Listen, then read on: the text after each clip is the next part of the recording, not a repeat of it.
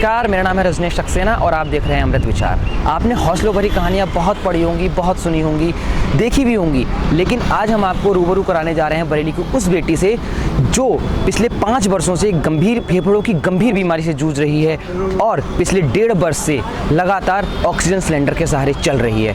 उसने बोर्ड में क्या रंग दिखाया है, जानिए हमारी एक खास रिपोर्ट में।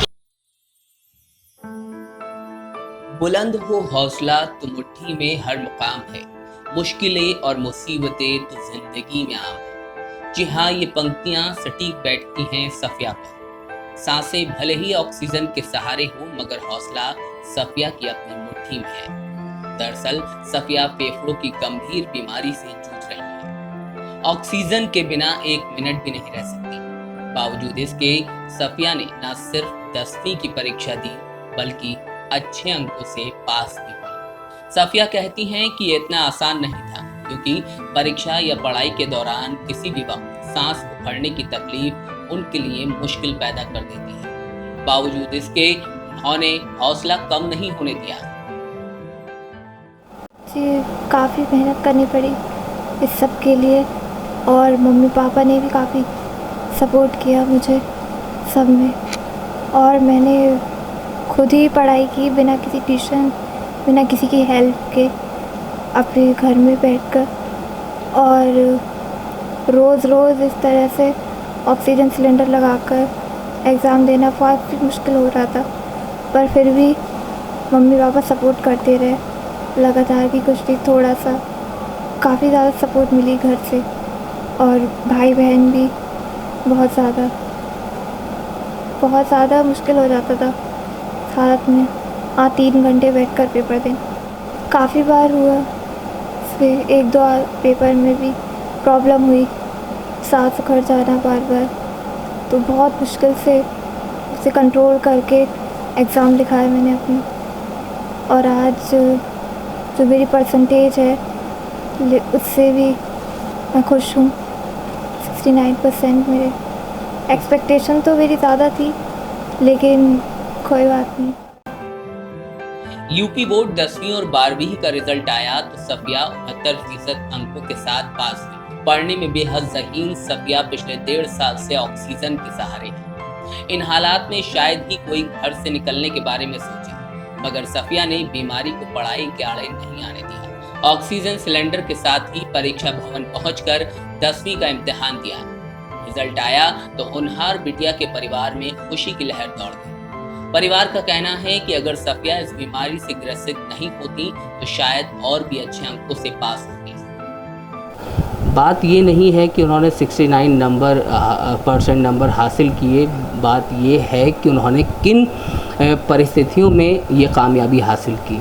पिछले 1.5 साल से वो ऑक्सीजन के सहारे हैं, उनके फेफड़ों में दिक्कत है, लंग्स में दिक्कत है, और आगे पहले से बेहतर स्थिति है, मगर आगे कब तक रहेगी ये अभी कहा नहीं जा सकता। मेरे साथ इस वक्त सफिया के मामा मौजूद हैं, उनकी मम्मी मौजूद हैं। उन्हीं से बात करेंगे कि किस तरह उन्होंने सफिया को इन हालात में पढ़ाई करने के लिए, जारी रखने के लिए पढ़ाई आगे प्रेरित किया।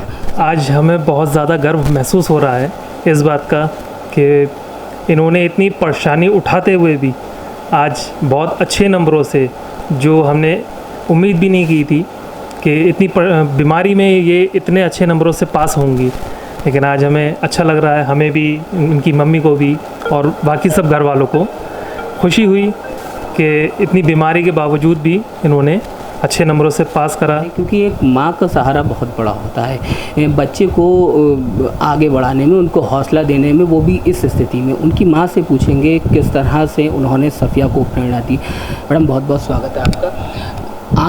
आपकी हेल्प, क्योंकि एक माँ की हेल्प बच्चे को बहुत ज़रूरी होती है जब वो पढ़ाई कर रहा होता है, तो आपने किस तरह से सफिया की मदद की और क्या आप बोलेंगी सफिया की इस कामयाबी पर? ये पढ़ना चाहती थी आगे, बहुत कुछ बोली कि 2 साल हो गए थे इन्हें बीमारी की वजह से, तो बोली कि मेरा हाई स्कूल रह जाएगा, मैं मम्मी पढ़ना चाहती हूँ, अगर आप मेरे पेपर दिलवा सकते हैं तो कोशिश कर लीजिए। तो इनके पापा से बात की, इनके पापा बोले चलो कोशिश करते हैं। कि हमने इनके पापा ने मिलके कोशिश करी, स्कूल से बातचीत करी, बोले हाँ पेपर हो जाएगा। फॉर्म भरवाया, इन्होंने पेपर दिए, लेकिन थोड़ी दिक्कत आई, लेकिन काफ़ी हद तक इनकी मेहनत का नतीजा है जो ये पास हो पाए। थोड़ी हेल्प हमने की, इनके पापा ने की बस। और अगर ये क्या बोलते हैं, अगर पास ऐसे हालातों में इतने नंबर लाई हैं, अगर ये सही होती तो शायद टॉप करती। कभी ऐसी स्थिति आई कि आपको लगा कि नहीं हेल्थ को ज़्यादा प्रेफर करना चाहिए, और आपको कभी ऐसा लगा? उम्मीद नहीं थी कि ये शायद पेपर दे पाएंगे। हमने तो सोच लिया था ये साल भी बेकार चला जाएगा इनका, लेकिन जब इनकी हिम्मत हुई कि पेपर दे सकती हैं, तब हमने भी कोशिश की कि हाँ चलो कोशिश करते हैं शायद दे सकें।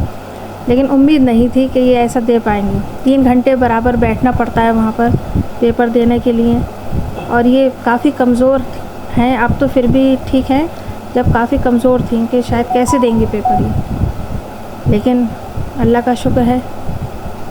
अच्छा, छोटे भाई भी हैं इनके, क्या नाम है आपका? मौज़म को क्या दोनों एक दूसरे की हेल्प करते हैं किस तरह से? क्योंकि इतनी अच्छी पढ़ाई में अच्छे नंबर ऐसी स्थिति में भी सफ़िया लेकर के आई हैं, तो इन दोनों के बीच का रिश्ता किस तरह है वो आपसे ही जानेंगे। थोड़ा नोक झोंक का रिश्ता भी है दोनों में, लेकिन ये मैथ में सपोर्ट करती हैं और ये इनके इंग्लिश में सपोर्ट करते हैं। दोनों एक दूसरे की हेल्प के बगैर तो काम बन ही नहीं सकता। दोनों बहन भाई लड़ते भी हैं और पढ़ते भी हैं। अच्छा, सफ़िया की हेल्थ को लेकर आगे डॉक्टर्स का क्या कहना है?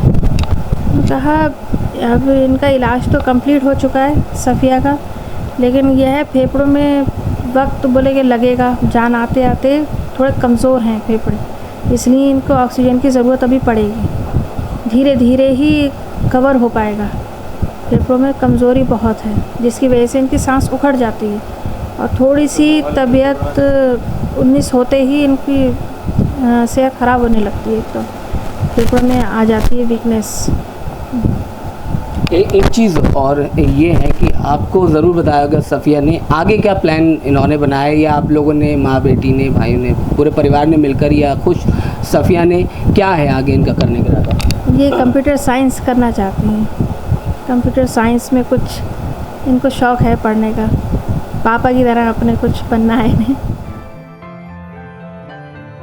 इस दुनिया में बहुत सारे ऐसे लोग हैं जो विपरीत हालात का सामना होने के बाद बहानेबाजी करते हैं, मगर सफ़िया ने कोई बहाना नहीं किया, बल्कि अपनी इस बीमारी के आगे चट्टान की तरह डटी रही। इतनी कम उम्र में शायद ही कोई इस तरह की परिस्थिति से टकराने की हिम्मत जुटा पाए, मगर सफ़िया बुलंद हो हौसला तो मुट्ठी में हर मुकाम है, मुश्किलें और मुसीबतें तो जिंदगी में आम है। जी हाँ, ये पंक्तियां सटीक बैठती हैं सफ़िया पर। सांसें भले ही ऑक्सीजन के सहारे हो,